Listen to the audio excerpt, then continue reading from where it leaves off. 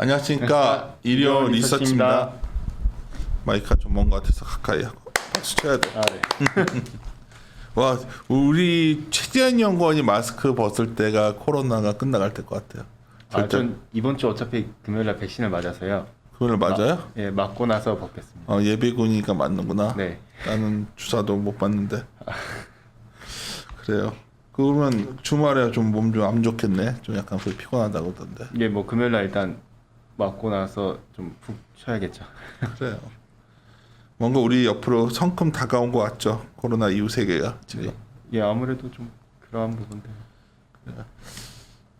시작하기 전에 상품이 제일 먼저 나왔거든요. 사실 이 자료가 우리 오늘 전략 하우스뷰 나왔는데 사실 커머더티가 제일 먼저 나왔는데 25일 날 약속했다가 저도 갑자기 회의 생기고 뭐 요새 뭐 자꾸 일들이 계속 생겨가지고 계속 또 펑크나고 그랬는데 오늘 이제 하게 된 것 같아서 중요한 것 같아요. 하여튼 우리 가격 전가에 그 고민 그때 5월 25일 날도 이 얘기들 많이 했었는데 우리는 네네. 이제 조금씩 얘기가 나오는 것 같아요. 예, 이제 시장에서 저희가 5월 10일 날 구리 자료를 통해서 가격 전가에 대해서 많이들 좀 고민을 해봅시다라고 말씀을 드렸는데 이제 좀 시장에서 이제 정말 가격 전가가 제대로 되고 있는 건가에 대해서 많이들 논의하시기 시작하더라고요. 그러니까 실제로 또 오늘 아침에 신조어티를 아까 녹음했었거든요. 네네. 그리고 나서 이제 아까 동영상을 올렸더니 그새 또 누가 보고서 그 짧은 시간 안에 뭐 신용한테 아마 컴콜 요청을 할 텐데 몇 가지 물어본 것 중에 우리 보러 너무 근데 뭐 어차피 경기 좋아지면 정가 가능하지 않냐 뭐 이런 논리야 쉽게 말해서. 네네네. 그래서 지금 현재는 그런 상황이 있지만 최종 수요가 확 올라오지 않겠냐. 내가 그렇게까지 좋아질까요? 우리가 막 그 말은 하는데 어떻게 생각해? 갑자기 질문을 받았는데 난 그렇게 얘기했는데 최재현 연구원 생각은? 모든 수요가 올라오는 것도 저도 동의를 하거든요. 네, 모든 국가가 일시적으로 다 같이 자 오늘 백신 다 같이 맞으시다 해가지고 맞고 딱 시작하는 게 아니잖아요. 순차적으로 시작되는 부분들도 있을 테고 수요가 올라오는 것도 맞고 경기가 회복되는 것도 정상화로 되는 것도 저도 동의를 하지만은 근데 가격이 이게 정말 지금의 가격이 그러면은 수요로 갖다 반영해서 올라온 게 아니라 수요가 어느 정도 반영이 돼 있지만은 유동성의 영향도가 굉장히 컸지 않았는가라고 볼 수 있어요. 예를 들어서 오늘 WTI가 70불을 넘어갔잖아. 네네. 내가 그 예를 들었거든.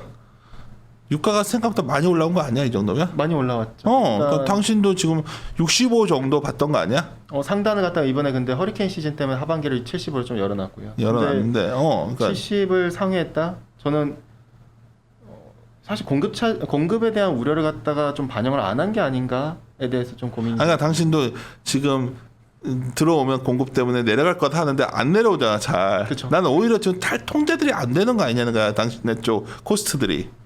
사실 통제 많이 안 되고 있죠. 원자재 전반적으로. 그러니까 솔직해지자고 우리. 그러니까 우리도 뭐 갑자기 또 말투가 내가 이러니까. 뭐 사실 합리적인 시장이 안 되고 있죠. 그러니까 그렇지 않은 것 같아. 지금 막 들쑥날쑥 이러니까. 나 사실 아침에 유가 보고서 아까도 방금 전에 무슨 얘기를 했냐면 컨트롤러블 할 것이다 얘기를 하는데 내가 단적이니까 유가도 저렇게 오버 서프라이가 가능한 상황 시장인데 그렇지 않아요? 네네. 엄청나게 공급만 좀 늘면 확 무너질 수 있는 시장이잖아. 근데 뭐 너무 단단한 느낌을 받고 다녀요 유가가 요즘. 어때 보여?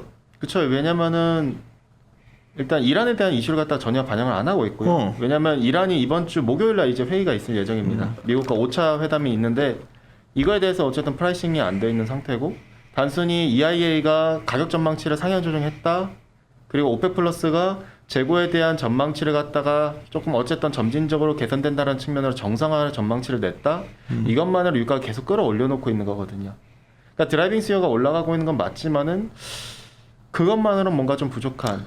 이게 내가 궁금한 얘기했는데 그건 그거고 오늘 커머디 전반적으로 스케줄대로 갑시다. 시메나대로. 근데 지금 방금 전에 내가 궁금했던 거여서 그러니까 WTI가 만약 70불 위에서 유지가 된다면 이거는 이런 거죠. 오늘 미국 금리 내려왔는데 유가는 70불 위에 올라오린단 말이야. 네네. 그리고 다른 말로 하면은 경기는 생각보다 아주 좋지 않은데 물가는 자꾸 계속 자극을 갖다 주고 있죠. 무슨 네. 이게 더 안 좋은 그림 아니냐는. 그렇죠. 사실은 안 좋은 그림이죠. 오늘 중국의 PPI도 발표됐는데 9% 발표됐잖아요. 그러니까 근데 사실 그게 CPI는 낮으니까 근데 PPI는 오르렀다 이러면은 기업들의 부담이 없다라는 뜻이고 뭐 근데 또 CPI가 낮으니 경기 측면에서는 여전히 양호하다라고도 접근할 수 있지만 반대로 CPI가 내려갔다는 것은 중국의 돈유 가격이 급격하게 내려갔기 때문인 것이고 PPI가 올라갔다는 것은 디맨드락이 좀 접근하기보다는 오히려 유가의 기저효과가 오히려 더 맞다라는 거죠. 그러니까 물가가 지금 자꾸 코스트 쪽 요인이 자꾸 느껴지는 거야 나는. 아닌가 내가 오버하는 건가? 뭐 그렇죠. 사실은 코스트 사이에서 굉장한 부담을 갖다 계속 오히려 자극하고 있는 요인으로 작용을 하고 있는 것도 맞죠. 사실. 근데 나는 그런 생각을 하다가 가끔 놀라는 게 시장에서 너무 그 변수에 대해서 우리가 이번에 내가 소위 남대정 연구원 얘기를 많이 하는 게 연구위원 얘기를 많이 하니까 우리 2달 전에 왔잖아. 나한테 네. 반도체 얘기하면서 이게 간단치 않습니다. 딱 한마디가 이거거든 나한테. 네. 그러니까 그때부터 더 고민을 했는데 지금 이런 산업이 여러 군데 좀 확산되는 느낌을 받아요. 나는 지금. 네네. 그래서 이걸 아침에 처음 시작할 때 얘기를 많이 하는 건 왜 커머디티를 보냐. 첫째 커머디티 투자를 위해서 보는 것도 있지만 기업 이익을 바라볼 때 코스트 파악하기는 이게 굉장히 중요하단 말이에요. 맞잖아. 그래서 그런 관점에서 저희와 같이 고민해 보면 좀 더 도움이 되지 않을까 해서 했으니까 이제 들을게요. 이제 그만 페이지를 말해줘요. 내가 예. 열심히 넘길 테니까. 페이지 5페이지 봐주시면은요. 5페이지. 일단은 자료 제목에서처럼 저희는 일단 지금은 지키는 것이 오히려 좀 중요하지 않은가라고 좀 정리를 하고 있습니다. 결국에는 작년 하반기와 올해 상반기 때 굉장히 안정적인 수익을 갖다 창출했다면은 이제는 조금 중립적으로 접근해야 되지 않겠는가라고 보고 있는데요. 그러니까 지금의 시장 자체가 수급단에서에 대한 우려 그리고 기대감 이런 것들을 갖다가 전반적으로 반영을 했어요. 근데 중요한 거는 이게 정말 당장 일어났다라기보다는 유동성 때문에 선반영된 부분들이 굉장히 강했다라는 거죠. 사실 원자재는 기본적으로 주식보다 약간 후행하는데도 불구하고 이같이 선반영된 그림들이 오히려 저희는 제가 봤을 때는 100% 디맨드만을 갖다 100% 수요만을 갖다 반영한 시장이라고 보기에는 좀 어렵지 않겠는가라고 보고 있고요. 결과적으로 작년 상반기나 하반기만큼의 유동성 갖다가 더 풀지 않는 이상 유동성 증가율 자체는 점진적으로 내려간다면은 원자재 가격이 그동안 유동성 덕분에 반영되면서 올라왔는데 이게 뒤로 갈수록 상승 탄력이 제한되지 않겠는가라고 볼 수가 있겠고요. 기업들은 결국에는 유동성 발로 가격이 수요보다는 유동성 영향이 훨씬 더 크게 작용했다면은 기업들의 가격 전가도 상대적으로 힘든 부분들이 있을 테고 그러한 부분들이 수요에 있어서 상단을 제한시켜 놓는다면은 결과적으로 이 같은 전체적인 큰 맥락에서 원자재 측면에서 우리가 조금 이 가격 전가 부분에 대해서도 고민이 필요하다라고 좀 볼 수가 있겠고요.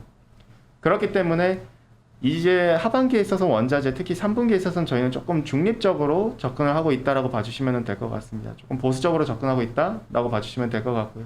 지금 오히려 지키는 게 중요하다라고 말씀드리고요. 페이지 8페이지로 넘어가셔서요. 또 뭐가 날라와가지고. 일단 수요 측면에서 긍정적인 건 맞습니다. 일단 백신 현재 접종 추이만 놓고 보면은 저희 역시도 이번 주 금요일에 맞을 텐데 지금 보시는 것처럼 원자재 주요 소비국들 같은 경우에는 백신 접종 속도가 굉장히 가팔라지고 있어요. 일단 미국 중심으로 유럽, 근데 한국이나 일본 같은 게 상대적으로 더디지만은 어쨌든 인프라가 잘 갖춰져 있는 나라니까 백신 공급만 원활하게 된다면은 충분히 접종이 빠를 수가 있죠. 근데 반대로 원자재 주요 생산국들 중에는 칠레를 제외한 나머지 국가들은 주요 생산국 가운데 이들의 백신 접종은 상대적으로 더딘 그림들이 계속 나와주고 있죠. 그러면은 이러한 부분들이 어떻게 보면은 시장단에서 공급 차질 또는 운송 차질에 대한 우려를 갖다가 자극하는 요인들이라고 보시면은 될 것 같고요. 이러한 부분들이 가격 측면에서 반영됐다라 볼 수도 있겠고요. 다음 페이지 봐주시면은 특히나 이제 원자재 생산국 중에서도 이머징의 상대적인 더딘 경기의 회복 속도가 어떻게 보면은 공급 차질에 대한 우려를 갖다 더 자극하는 요인이라고 이게 문제인 것 같더라고요. 그러니까 이머징 쪽이 다 경기도 더디고 코로나도 백신도 늦게 맞고 하니까 계속 이쪽에서 서플라이 체인이 아직 회복기가 안 되는 거죠. 예. 그래서 왼쪽 상단 차트를 봐주시면은 실업률을 놓고 봤었을 때 원자재 주요 생산국 가운데서도 이머징 칠레나 페루, 브라질 같은 경우에는 상대적으로 실업률이 여전히 높아요. 반대로 선진국 중심인 애들 같은 경우에는 상대적으로 낮죠.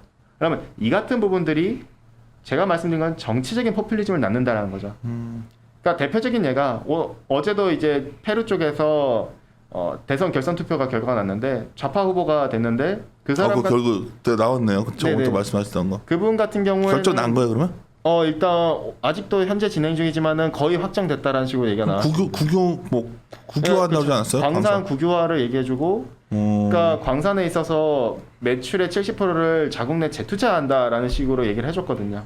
이게 어떻게 보면 정치적인 포퓰리즘이 되고, 두 번째는 페루 쪽에서도 하원에서 야당 주도로 광산들한테 이제 구리나 리튬에 대해서 판매 누진세법을 갖다 발의를 하면서 이 부분에 있어서도 이 세금을 갖다가 코로나 복지에다가 예산을 갖다 쓰겠다라는 식으로 얘기가 나왔는데요.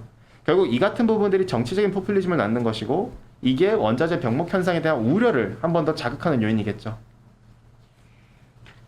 11페이지 봐주시면은 11이요? 예, 탄소 중립 역시도 마찬가지로 공급의 증가 속도를 더디게 만들 수 있다는 우려로 반영되고 있습니다. 물론 당장은 아니지만 먼 미래지만은 다만 이 같은 것들이 문제점으로 작용되고 있다는 거죠. 오른쪽 상단 차트처럼 탄소에 대한 이제 결과적으로 탄소 배출이 많은 금속들이 있는데 대표적으로 알루미늄이나 아연, 철강 이런 데들이 있는데요. 특히나 중요한 건 오른쪽 하단에 중국의 탄소 중립 참여가 굉장히 유의미하다는 거죠. 이들의 참여가 왜 글로벌리하게 전체 재련 캐파에서 생산 능력 자체가 4에서 50%가량 또는 60%가량이 되는 나라가 중국이기 때문에 중국의 이 같은 탄소 중립 참여 자체가 어떻게 보면은 공급의 미래에 있어서 공급 증가 속도를 더디게 하는 부분이지 않겠는가. 이러한 우려들이 어떻게 보면은 한 번 더 가격 측면에서 자극하는 요인일 테고요.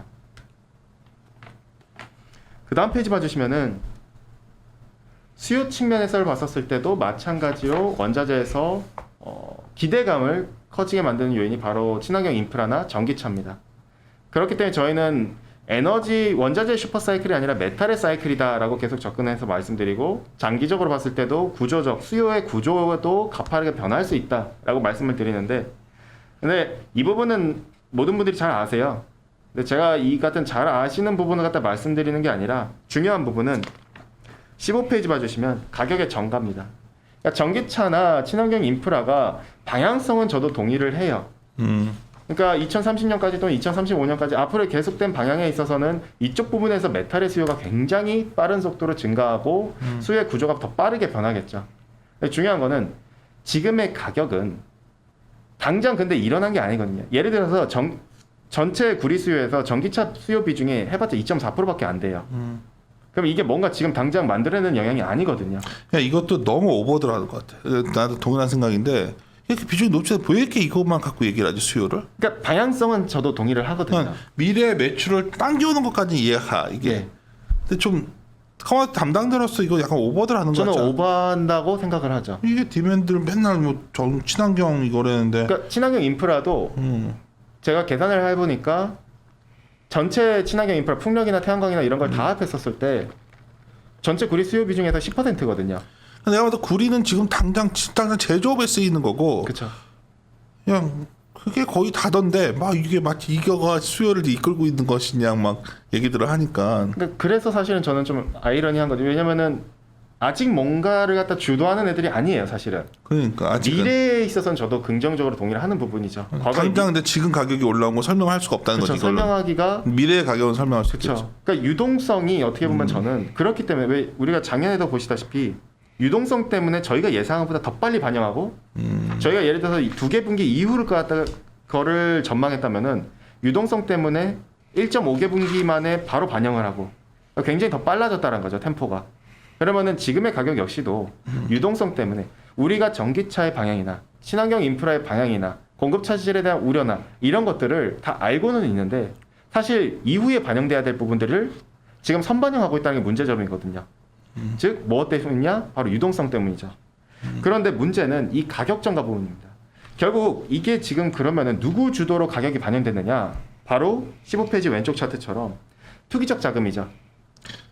결국에는 ETF로 들어가는 자금들이라던가 내지는 어마어마하게 들어갔구나. 투기적 포지션이라던가 이런 쪽에서의 니즈가 더 빠르게 반영되면서 가격에 프라이싱되고 그 가격들이 결과적으로 실물에서 얘기하는 디맨드 빨 가격이 아니라 물론 실물에서 수요가 어느 정도 올라온 부분도 동의를 하지만은 다만 이 같은 유동성 빨 영향이 훨씬 더 셌다라고 우리가 볼 수가 있겠고요.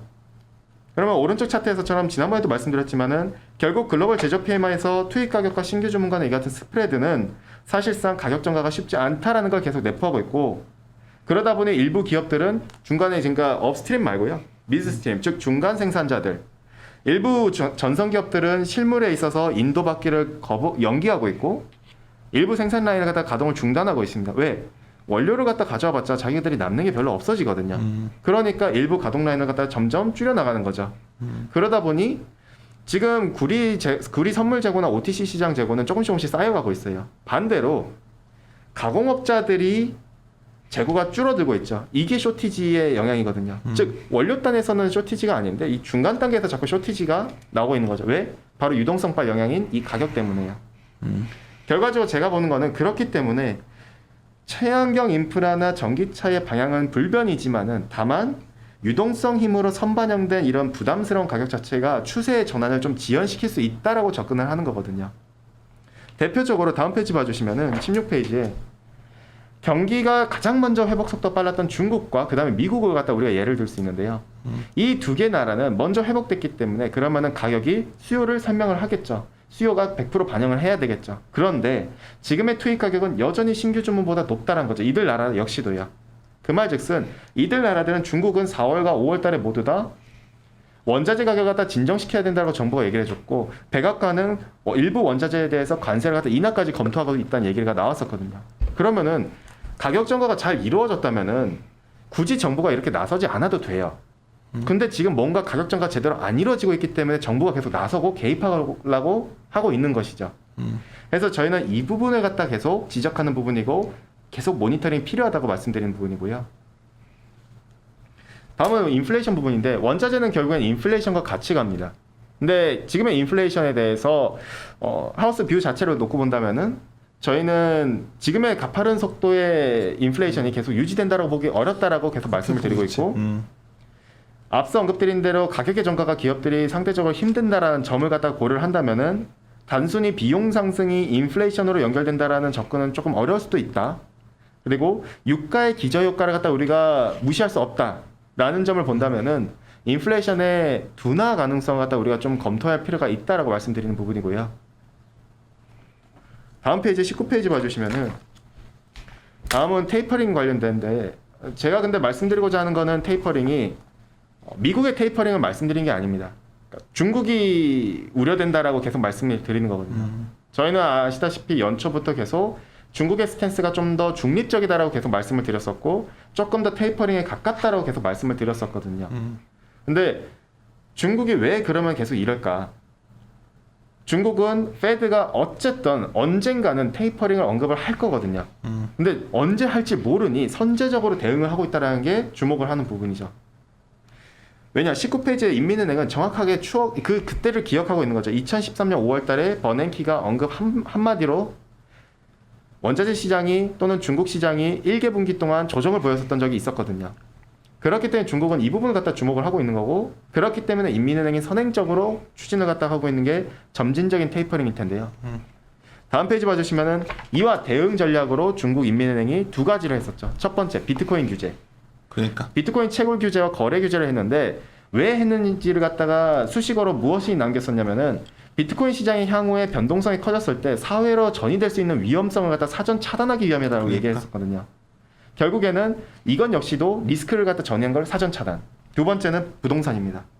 21페이지 왼쪽 하단 차트처럼 인민은행이 부동산에 대해서 대출을 계속 옥죄고 있어요. 지금 대출 전체 규모 자체가 계속 줄어들고 있죠.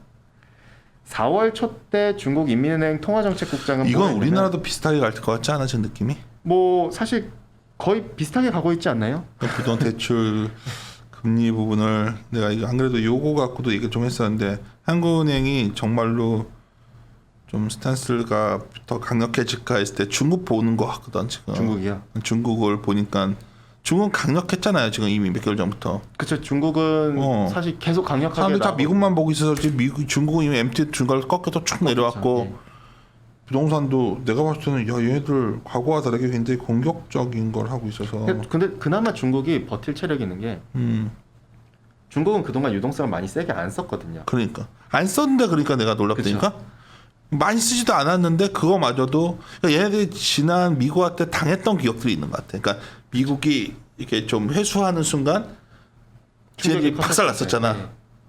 그러니까 돈도 많이 안 써놓고서 왜 이렇게까지 이런지 모를 정도로 지금. 그래서 사실은 만약에 미국이 나중에 테이퍼링을 하고 얘기가 나오고 중국은 별 영향 없을 것 같아. 저도 사실 그 부분에 동의하거든요. 나도 그 그러니까 생각하고 충격이 있거든. 왔었을 때 누가 제일 먼저 세게 맞을 것이냐를 놓고 봤을 때 한국도 세게 맞을 테고 여러 나라들이 세게 맞을 텐데 근데 중국은 선제적으로 계속 대응을 해놨거든요. 근데 제가 이거 생각해봐. 중국은 그런데 우리가 중국에 뭘 파는 것들도 그때 그렇게 막 좋아 보이지도 않는 거야. 내가 사실 헷갈리는 게. 그러니까 무슨 고민인지 알겠지. 네. 그것까지 나도 동의하는데 이것도 우리가 다음 고민 단계에서 해야 되는 건데 중국이 상대적으로 문제가 없을 것 같은데 미국과 관계가 계속 이러니까. 그렇죠. 미중 간의 갈등이 오히려 더 세지고 있으니까 계속. 그러니까. 그래서 사실 네. 예.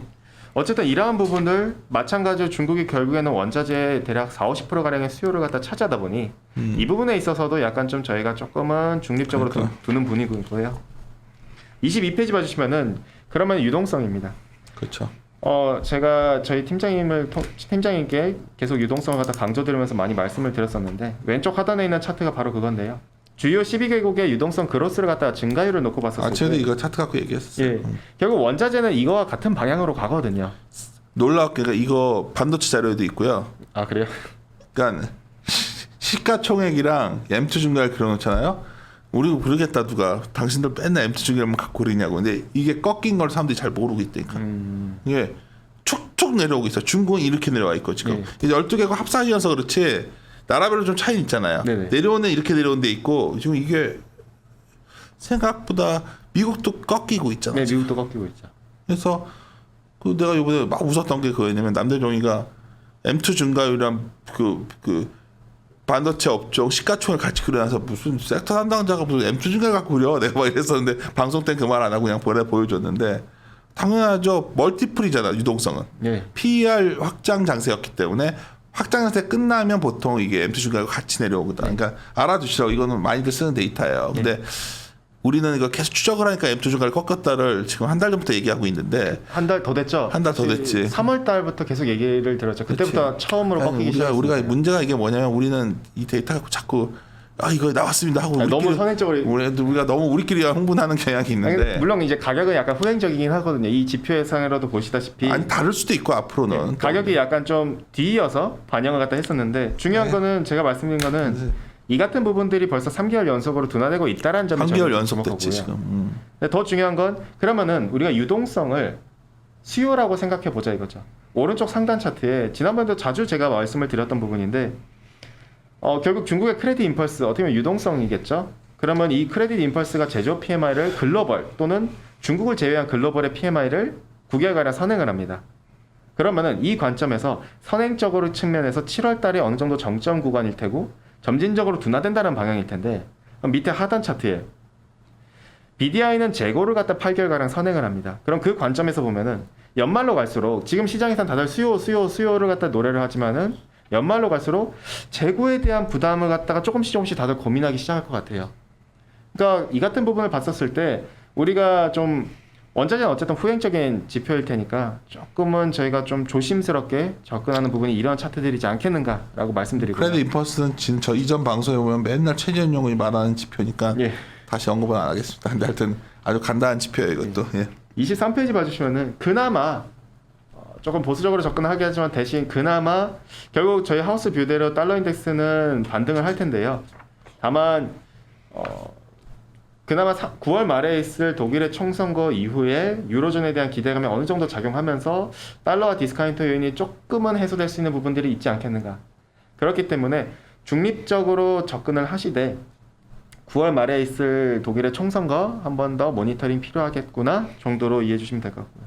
어쨌든 전반적인 맥락에서는 원자재 조금 매크로 측면에서는 현재 좀 쉽지 않겠구나 정도로 이해해 주시면 될 것 같고요. 이제 하나하나 상품을 좀 볼까요? 예. 다음은 유가인데 26페이지 봐주시면은요.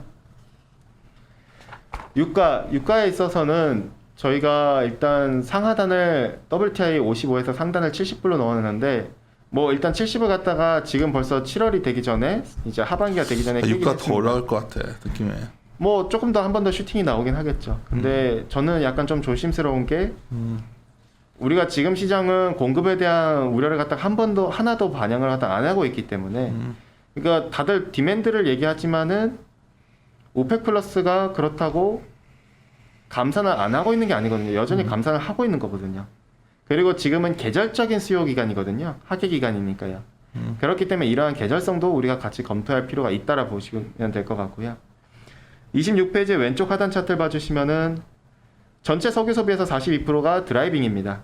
그러면은 결국에는 경제가 재개되면 이 같은 드라이빙 수요가 재개가 되겠죠. 그래서 오른쪽 차트를 갖다 보시는 것처럼 결과적으로 글로벌 드라이빙 지수는 회복되고 있고 재고는 점진적으로 내려가고 있죠.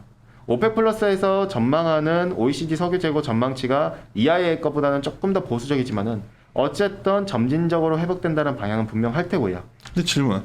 아니 뭐 이건 마블 같은 얘기지만 사람들이 비행기 더 타고 사람들이 이제 차도 더 많이 다니고 하면 그러니까 유가가 물론 공급을 언제든지 확 늘릴 수 있는 상황이지만 그러니까 나는 여기서 유가가 굉장히 코스트 요인으로 부담스러운 국면이 꽤 오래 지속될 수 있다 이런 생각을 좀 가끔 하는데 그거는 전혀 오버야?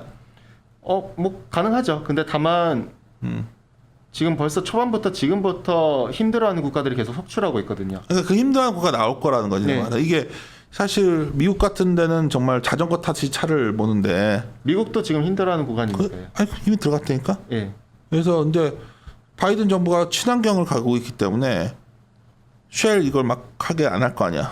근데 그렇다고 셰일을 갖다 막 막고 있는 것도 아니에요. 막고 있는 건 아닌가? 왜냐면은 그러니까 바이든이 막을라 해도 트럼프 때 이미 2020년 때 인가한 유전 개발 허가 건수가 오바마 임기 말 때보다 3배 가량 많아요. 그러니까 사실상 어떻게 보면은 일명 소위 말하면 똥을 싸놓고 갔다? 라고 볼 수가 있죠. 바이든 입장에서는.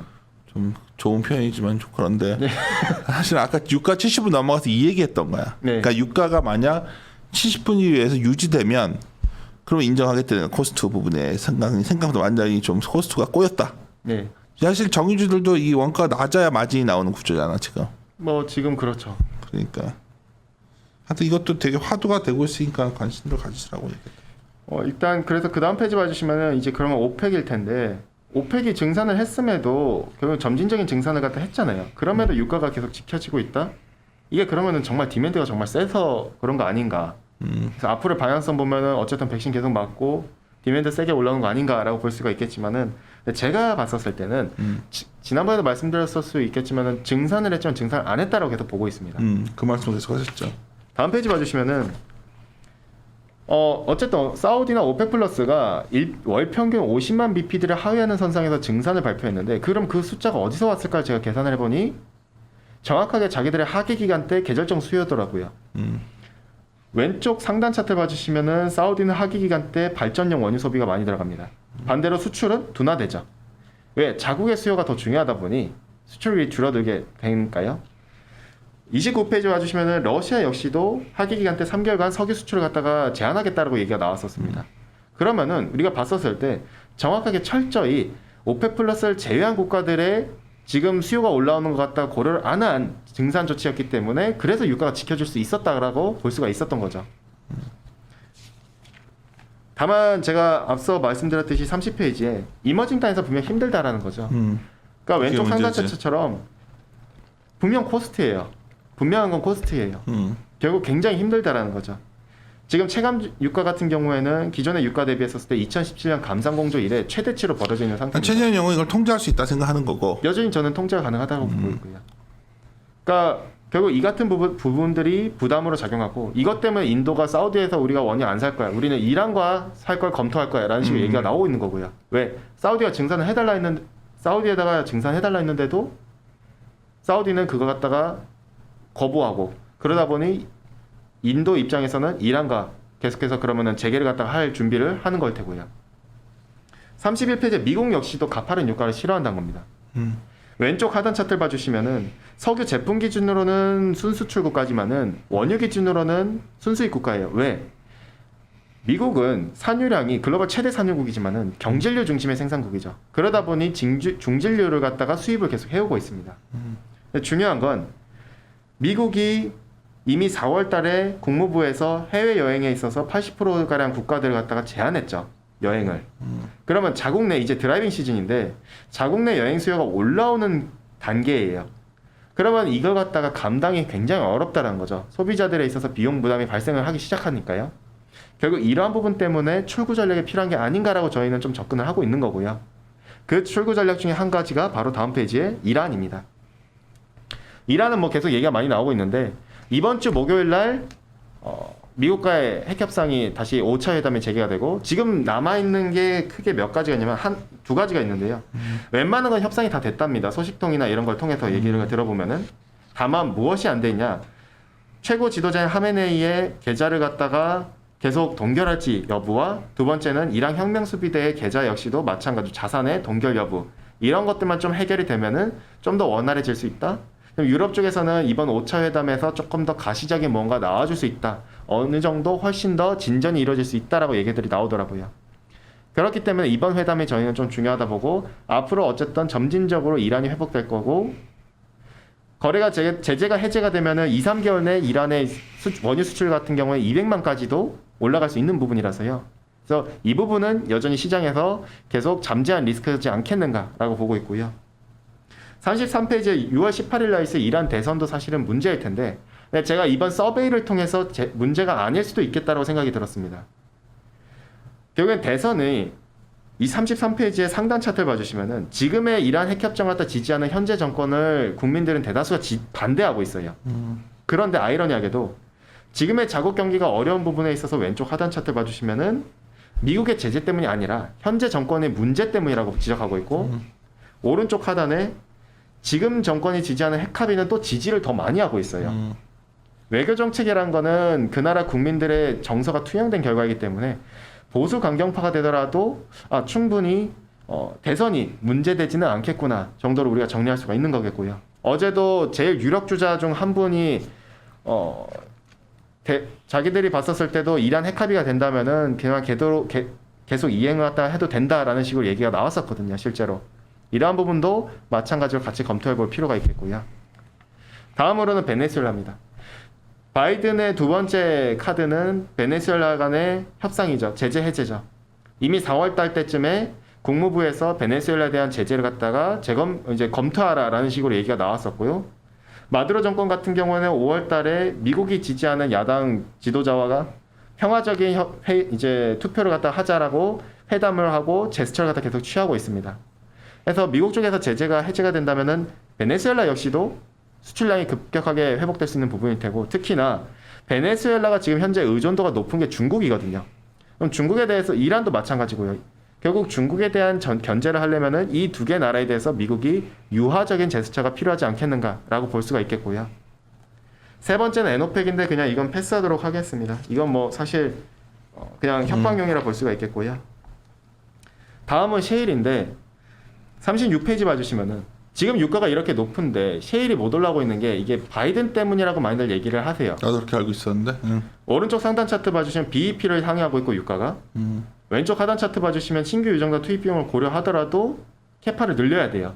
근데 왜 안 되고 있는가? 왜 산유량이 못 올라오고 있는가? 37페이지 봐주시면은 제가 앞서 언급드린 대로 오른쪽 하단에 연방정부 소유 토지에서 유전개발 허가 건수가 트럼프 행정부가 오바마 임기 말 때보다 3배가량 늘려서 퇴임을 하셨죠. 어떻게 보면 이런 걸 갖다 고려하면은 바이든의 뭔가 규제 때문에 못 올라오고 있다라는 얘기가 조금은 저는 좀 실효성이 떨어진다라고 보고 있고요. 오히려 어떤 문제냐면 다음 페이지 봐주시면 계속 여전히 말씀드린 게 콘텐고입니다. 38페이지 봐주시면 왼쪽 하단 차트에 오펙 플러스가 감산 공조를 하면서 급격하게 백오데이션이 이루어졌죠. 그러다 보니 오른쪽 차트처럼 산유량은 올라온 속도가 굉장히 더디고요. 일반적으로 셰일은 영세 기업이다 보니 일일이 해지를 해주죠. 그래서 높은 가격인 원월물에 대해서 해지를 하면서 증산하는 전략인데 그게 지금 오펙 플러스의 감산 때문에 먹혀들지 못하고 있죠. 그렇기 때문에 앞선 것들인 이란이나 베네수엘라에 대해서 미국의 제재 해제라던가 이런 한 가지라도 출구 전략이 성사가 된다면은 셰일의 귀환 속도도 더 빨라질 수 있다라는 관점이기 때문에 연말로 갈수록 우리는 유가에 있어서 어느 정도 높은 수준대는 유지될 수 있겠죠. 다만 가격의 하방에 대한 이제 상단이 막히는 요인들이 더 많이 깔려 있다. 라고 봐주시면 될 것 같고요. 여전히 저희는 공급이 조금 주도하는 시장이지 않겠는가. 9월부터 11월 달이 허리케인 시즌이라서 약간 변동성은 클 수 있다 정도로 정리해 주시면 될 것 같고요. 다음은 금인데요. 오랜만에 썼는데요. 44페이지 봐주시면 금에 대해서는 저희는 좀 이제는 계속 줄여야 할 때다라고 보고 있습니다. 그래?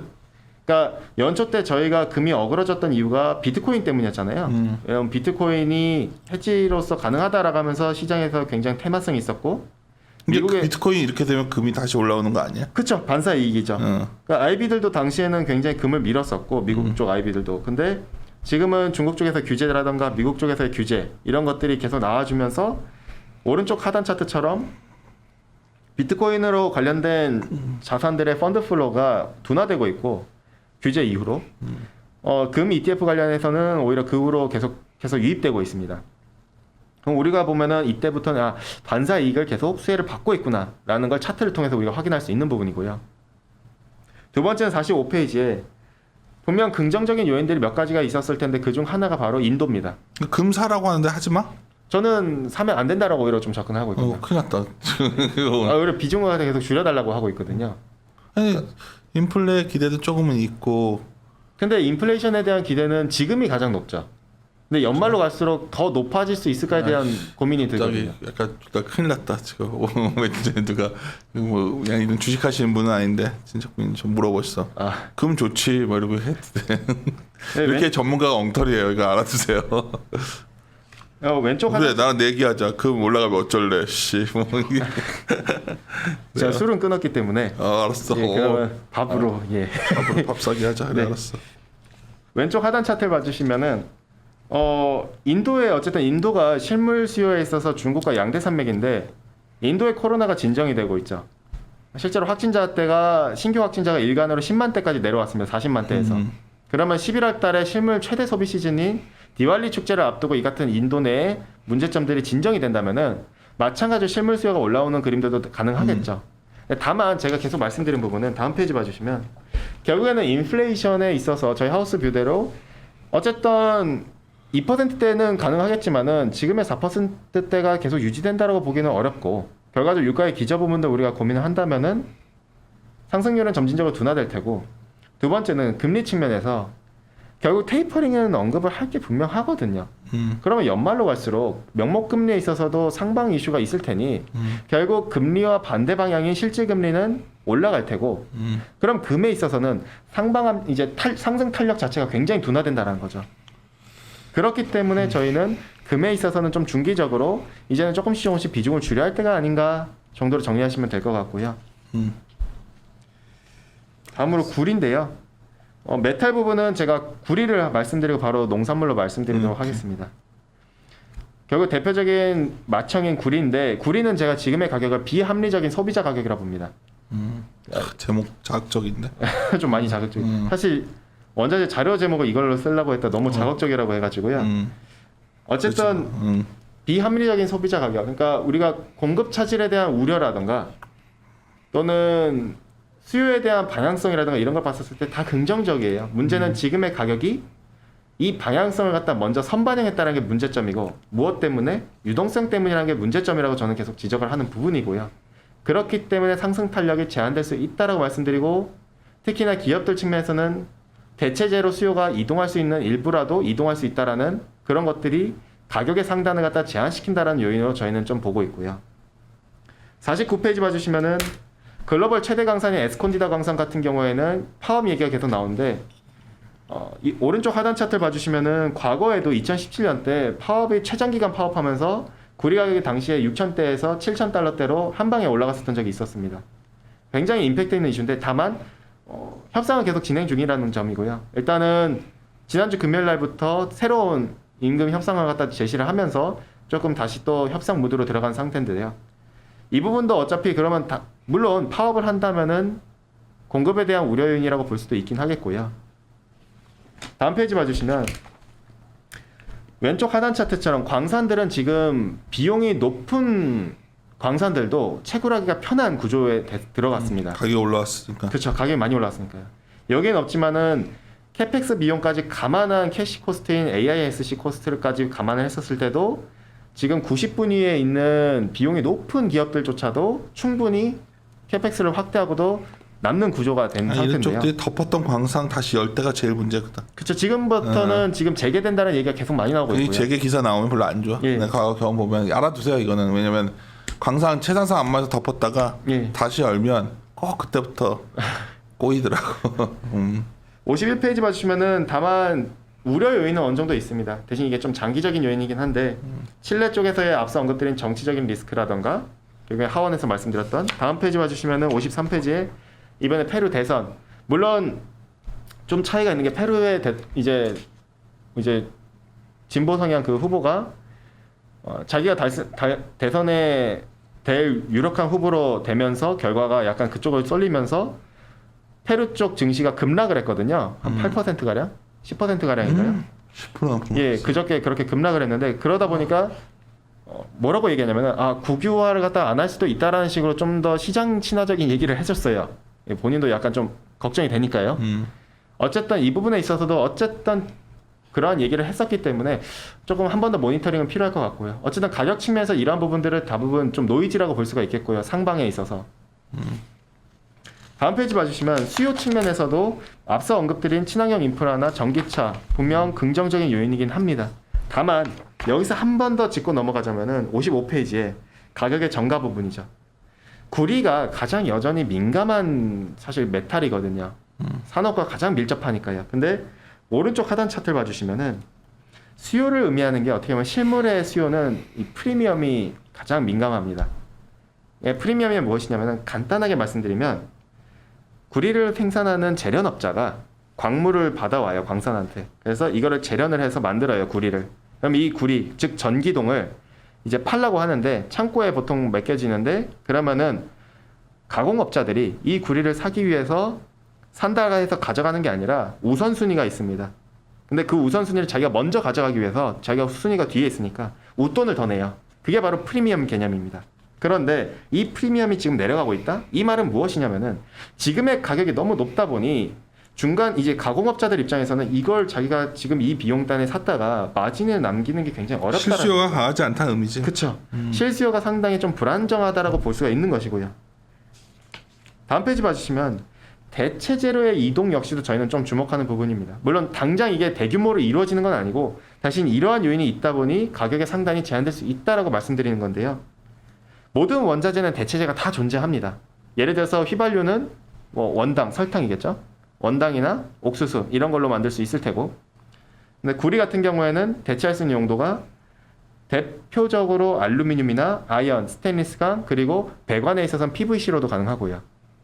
그러면은 이러한 부분들이 구리의 순도나 이런 것들이 좀 더 좋기는 하지만은 가격 레벨대가 너무 높을 때 그럼 밑에 단에 있는 애들부터 점진적으로 대체재에 대해서 고민을 할 테고 그게 조금씩 바뀌어간다는 거죠.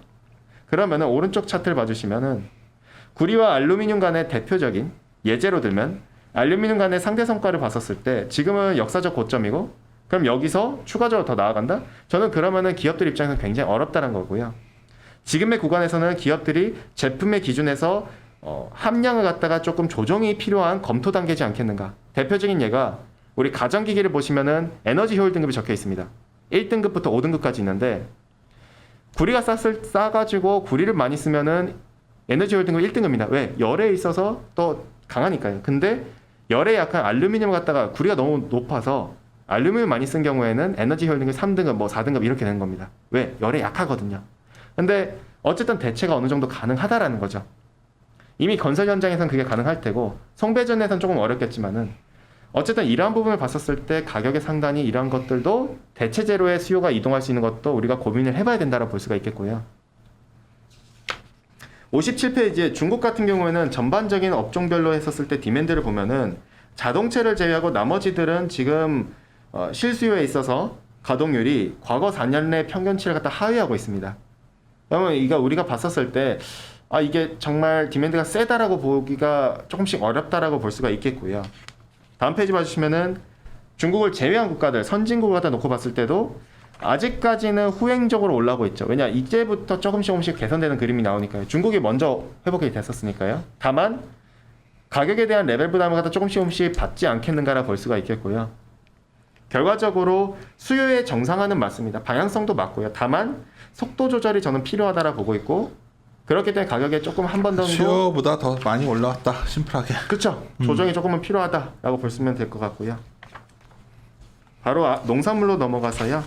사실 농산물이 최근에 산에 관심이 많고 음식료 에너지가 해보면 농산물은 더 많이 안 올라갈 것 같은데 맞아? 네, 맞습니다. 그래서 가격 전가 제가 음식료 좀 보는 이유예요. 그러니까 농산물은 가격을 미리 올렸는데 가격이 더 안 올라가면 약간 판가 전가가 되는 거니까. 그렇죠. 특히나 마진단에서 더 개선되는 라니냐 부분이 때문인데 이거가 상당히 재밌는 얘기예요.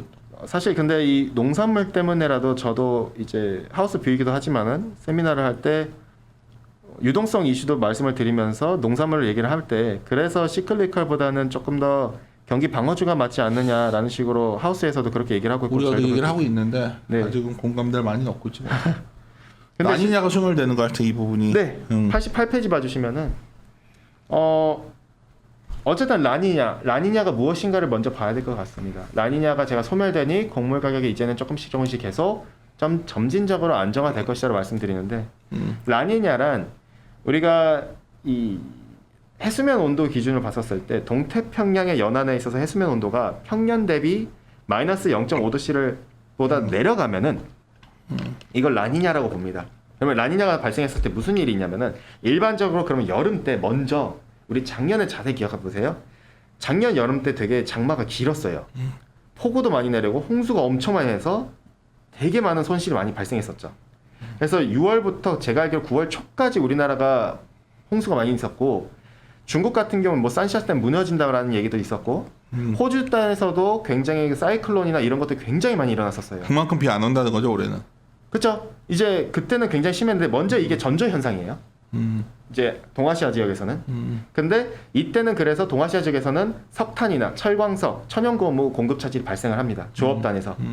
근데 겨울에는 무슨 일이 발생하느냐? 이 미국의 중부와 남부 지역과 남미의 북부 지역에서 가뭄이 발생을 해요. 그렇죠. 그러면서 곡물 생산에 있어서 차질이 발생하면서 그래서 3대 곡물 가격이 올라가는 현상이 발생하는 거죠. 즉 정확하게 작년을 우리가 기억해 보자 이거죠. 그런데 중요한 건 이 라니냐가 이제 후퇴한다. 왜? 상단 차트를 봐주시면은 제가 이게 해수면 온도를 역축으로 그려놓은 겁니다. 우측 차트를 봐주시면은 역축으로 제가 반대로 그려놓은 거고요. 파란색 짙은 음영 구간이 라니냐를 갖다 뜻하는 구간이고 여기죠 여기. 네. 하단에 있는 회색 그 음영 구간은 엘니뇨입니다. 근데 지금 같은 경우에 여기서 중요한 건 여기서 검정색 선과 그 다음에 옅은 하늘색 선이 있는데요. 이게 바로 해수면 온도입니다. 근데 중요한 건 이 해수면 온도가 벌써 마이너스 0.5도씨를 갖다가 상회하기 시작했죠. 그런데 그 말즉슨 마이너스 0.5도씨를 상회한 마이너스 0.3도씨로 갔다 보니 라니냐가 점점 후퇴하고 있고 곡물 가격 같은 경우에 그때를 정점으로 점진적으로 내려가기 시작했다는 거죠. 딱 라니냐가 벗어나기 시작하면서요.